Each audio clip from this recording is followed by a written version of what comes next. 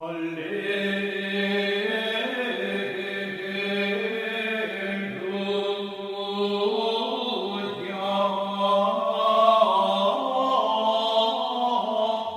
Senhor esteja convosco. Ele está no meio de nós. Proclamação do Evangelho de Jesus Cristo segundo Mateus. Glória a vós, Senhor. Naquele tempo, Jesus disse aos seus discípulos: se o teu irmão pecar contra ti, vai corrigi-lo, mas, em particular, a sós contigo. Se ele te ouvir, tu ganhaste o teu irmão. Se ele não te ouvir, toma contigo mais uma ou duas pessoas, para que toda a questão seja decidida sob a palavra de 2 ou 3 testemunhas. Se ele não vos der ouvido, dizei-o à igreja. Se nem mesmo a igreja ele ouvir, seja tratado como se fosse um pagão ou um pecador público. Em verdade vos digo, tudo o que ligardes na terra será ligado no céu, e tudo o que desligardes na terra será desligado do céu. De novo eu vos digo, se 2 de vós estiveres de acordo na terra, sobre qualquer coisa que quiserem pedir, e isso lhe será concedido por meu Pai que está nos céus. Pois onde 2 ou 3 estiverem reunidos em meu nome, eu estou aí no meio deles. Palavra da salvação. Glória a vós, Senhor. Queridas irmãs, o evangelho que acabamos de escutar propõe o diálogo e correção fraterna para sanar situações conflituosas que de vez em quando aparecem em nossa convivência com as pessoas. Nós estamos sujeitos de vez em quando a se estranhar dentro de casa, na família, no ambiente de trabalho, dentro da igreja, com os nossos amigos, com os nossos vizinhos. E não precisa acontecer muita coisa não, às vezes para tirar a gente do sério. Uma coisica de nada, até uma simples brincadeira, muitas vezes pode fazer desentendimento, muitas vezes pode causar inimizade e briga. Só que Deus não quer ninguém separado um do outro. Só que Deus não deseja ninguém com a cara feia com seu irmão. A grande vontade de Deus é que nós possamos viver bem com todas as pessoas. Que a gente sempre saiba superar as nossas diferenças. Que a gente saiba derrubar os muros que nos separam.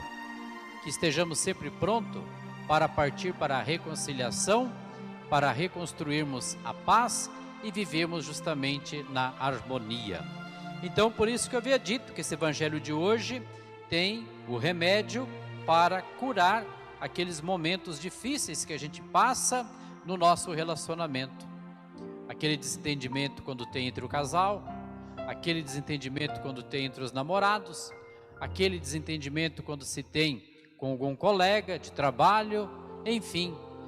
Não podemos guardar no nosso coração justamente o peso de uma coisa que não foi muito bem compreendida e acabou não ficando bem resolvida. Meus irmãos e minhas irmãs, dizer que nós nunca vamos ter conflito com alguma pessoa é mentira, porque sempre a gente vai acabar discordando de alguma coisa ou o outro vai acabar discordando de alguma coisa de nós. Então sempre vamos se estranhar. Infelizmente nós somos humanos. Mas uma coisa que a gente não pode permanecer é com o coração fechado para o irmão. Só porque as nossas ideias são diferentes, nosso ponto de vista é diferente, a gente tem que se comportar como inimigo? Não, de jeito nenhum. Nós somos filhos do mesmo Pai, que é Deus. Então a gente precisa viver bem.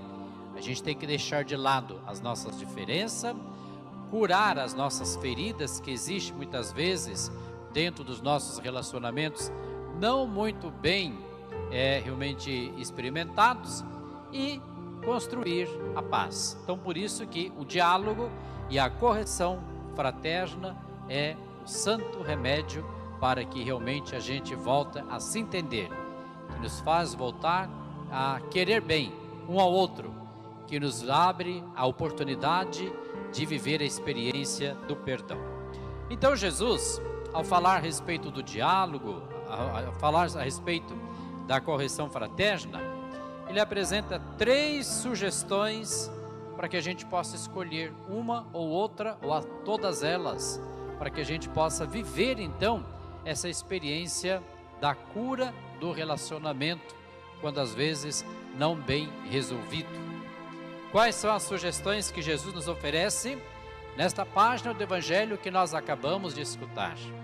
O primeiro passo consiste em conversar com a pessoa que errou ou que nos magoou. E quando a gente for conversar com aquela pessoa, nós devemos abrir o nosso coração e dizer o que vimos e sentimos em relação à sua atitude. Então a primeira coisa é conversar. Depois a gente tem que ser transparente. A gente não pode esconder o nosso sentimento da pessoa. Gostei, gostei. Não gostei, não gostei. E não gostei por causa disto, disso e disto. Muitas vezes o outro nos chateia, mas sem perceber. Às vezes o outro não faz por maldade. É nosso compromisso ajudá-lo a enxergar. É nosso compromisso ajudá-lo a perceber que aquela postura dele não é boa, não está sendo bem, está estragando o nosso relacionamento. Então precisa ter sinceridade, abrir o coração e falar abertamente para a pessoa aquilo que está realmente te incomodando. Falar com a pessoa não significa culpá-la, que muitas vezes quando a gente vai conversar com alguém e quando a gente está meio chateado, a gente gosta de fazer a pessoa sentir-se culpada por tudo. Isto não é uma atitude cristã, isso não é uma caridade. Então quando a gente vai conversar com o outro, como eu havia dito agora de pouco, é para ajudá-la a perceber as coisas ao seu redor. Um outro detalhe que a gente precisa ter na hora de conversar com a pessoa que nos ofendeu, com a pessoa que nos magoou. Não podemos falar dela para um terceiro. Isso é uma outra fraqueza que muitas vezes a gente tem. Quando acontece da gente ter desentendido com alguém e quando a gente não quer conversar com aquela pessoa, quando a gente se fecha ao diálogo, não é que a coisa morreu ali, morreu em mim. Eu às vezes caio na fraqueza de falar daquela pessoa para uma outra. E aí eu vou rezando uma ladainha, que a outra pessoa é chata, que a outra pessoa é ignorante, que a outra pessoa não sei o quê, e vai assim para diante. Olha, meu irmão e minha irmã, presta atenção no que eu vou te dizer. O que você tem que resolver é com aquele que te ofendeu, não é com um terceiro. O que você tiver de conversar é com aquela pessoa que te magoou, não é com uma outra pessoa, que não vai resolver o problema, não vai resolver. Então você tem que ir direto naquela pessoa que você está com um determinado problema, com uma determinada dificuldade. Conversa cara a cara, olho a olho, e realmente colocar as coisas em pratos limpos. Isso faz bem para você, isso faz bem para o outro. Infelizmente nós nos preparamos tanta coisa para a vida, a gente sabe tanta coisa na vida, mas uma coisa que ainda nós não nos aperfeiçoamos é a experiência do diálogo. A gente precisa dialogar mais, E dialogar não é só um falar e o outro abaixar a cabeça e ficar quieto. Diálogo, a própria palavra já fala, é 2 pessoas. Um fala, o outro escuta, mas eu tenho que dar oportunidade também para o outro falar. Infelizmente nós não sabemos dialogar. Não tem diálogo no casamento, às vezes não tem diálogo na família, não tem diálogo entre os amigos, sempre tem um ou outro que quer sobrepor. Assim o negócio não acaba bem. Precisamos então aprender a dialogar. Se quiser curar qualquer tipo de atrito dentro do relacionamento, não existe outra receita a não ser conversando sobre os problemas. Uma outra sugestão que Jesus nos oferece nesta página do Evangelho de hoje é convidar mais 2 ou 3 pessoas equilibradas, sensatas, que possuem uma caminhada cristã para juntos encontrar uma solução para o problema. Quando mais de uma pessoa pensa, encontra-se respostas que são de paz e de amor para poder provocar então a reconciliação. O que significa isso? Pode ser que diante daquela pessoa que você está tendo um tipo de dificuldade, você não tenha coragem para conversar sobre determinado assunto. Que você se conhece, você sabe que você é estupim curto, e o negócio não vai acabar bom se a pessoa falar alguma coisa que você não vai gostar. E você também conhece aquela outra pessoa, e você sabe que ela não é flor que cheira, que muitas vezes é nervosa, estourada, que talvez se você erra alguma palavrinha, pronto, terceira guerra já está formada. Então, para ter justamente o bom senso no meio de tudo isso, para que a coisa não fique perdido, porque não pode ficar as coisas sem se resolver no relacionamento, seja em qual dimensão for, as coisas têm que ser resolvidas.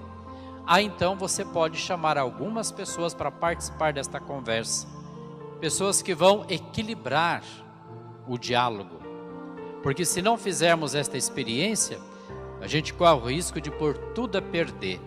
E tendo alguém para nos ajudar a enxergar as coisas, com certeza a gente vai então pegar um caminho melhor. Mas lembrando que não é qualquer pessoa.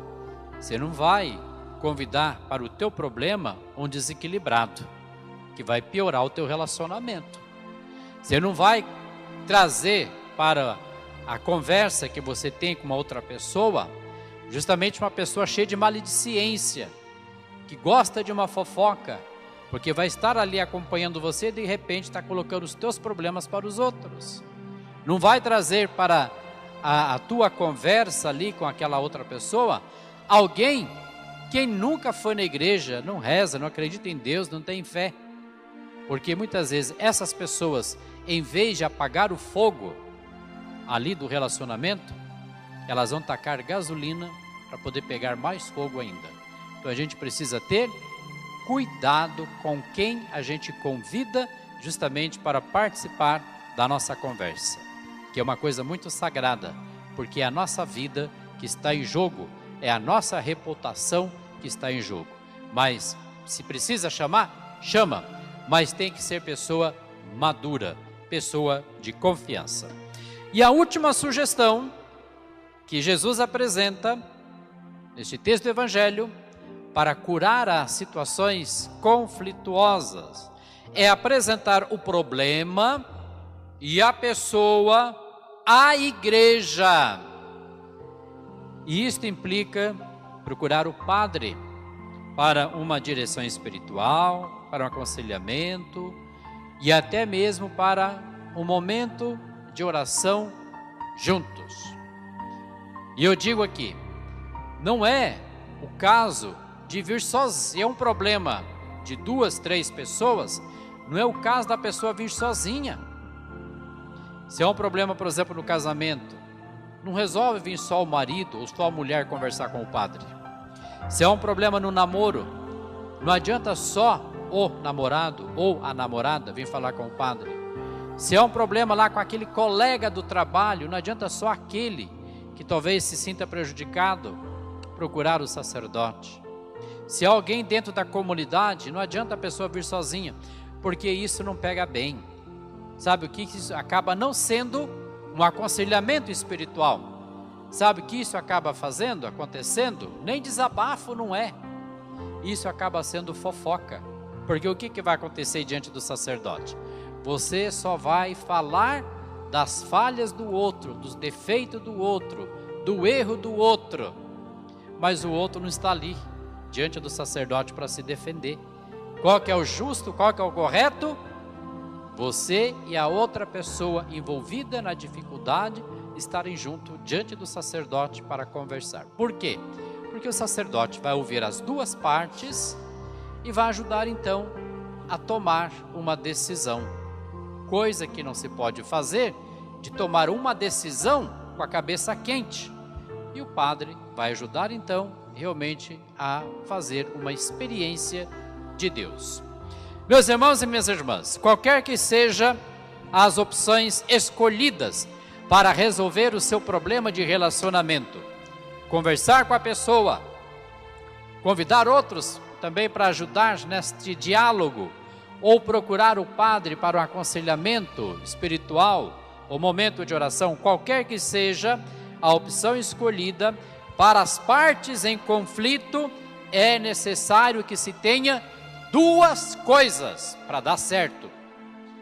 A pessoa pode ter boa intenção para resolver os seus problemas de relacionamento. Porém, se faltar essas duas coisas que eu vou dizer agora, a boa intenção não vai resolver, porque vai colocar tudo a perder. E o que são essas duas coisas? O amor e a humildade. Quem corrige o outro tem que ter muito amor. Quem acolhe a correção tem que ter muita humildade na sua vida. E o que isto significa? Em primeiro lugar, o amor. Amor para saber direcionar a conversa, tomando cuidado para não dizer palavras que magoam, palavras que ofendem. Você pode até ter razão diante de uma pequena dificuldade no relacionamento, mas você não tem o direito de ofender o outro. Você não tem o direito de dizer palavras pesadas para o outro. Você não tem o direito de humilhar o outro. Tem que ter palavras dóceis, tem que saber o que dizer, como fazer com que aquela pessoa realmente se abra para poder enxergar as coisas de uma maneira diferente. E precisa ser palavra de cura. Quando você for conversar com alguém, tem que ter palavra de cura. Uma palavra que leva à reconciliação, não uma palavra que o leva ao afastamento.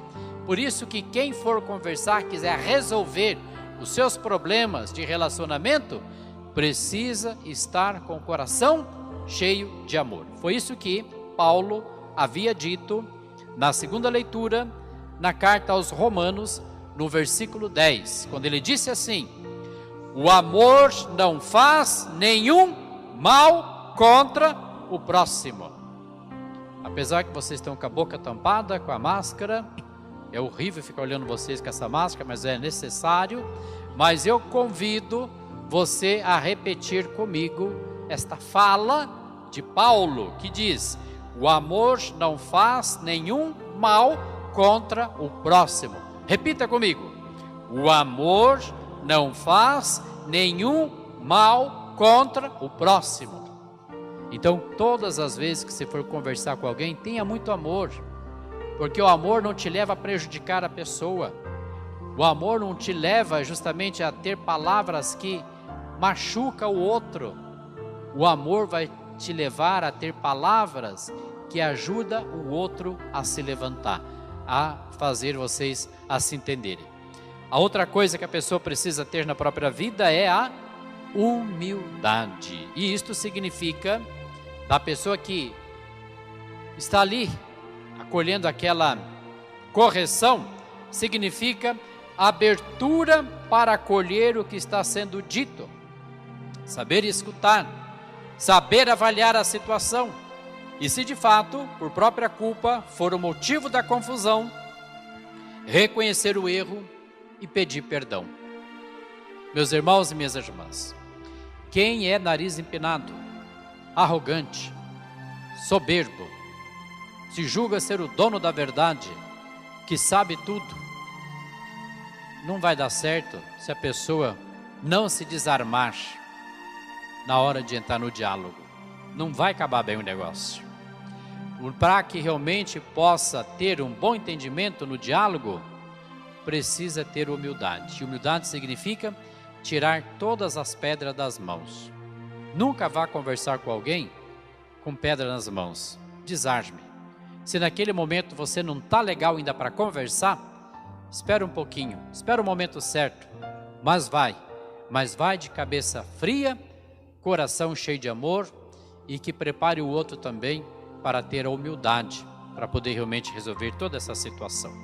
Por isso então, meus irmãos e minhas irmãs, queremos pedir ao Espírito Santo nesta noite, dom da sabedoria, para sabermos conduzir os momentos de correção para resolver justamente os nossos conflitos, sem cair no distanciamento do relacionamento.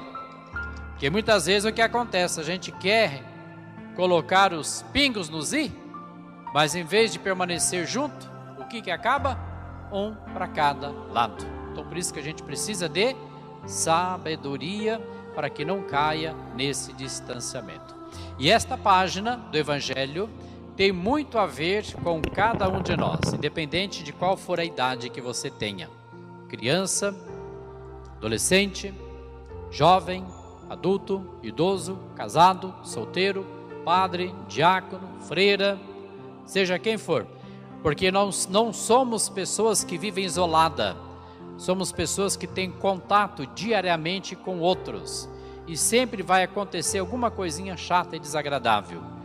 Não podemos guardar no coração as coisas que nos afastam. Temos que diminuir a distância de um para com o outro. E a melhor maneira é curar os nossos relacionamentos. Louvado seja nosso Senhor Jesus Cristo.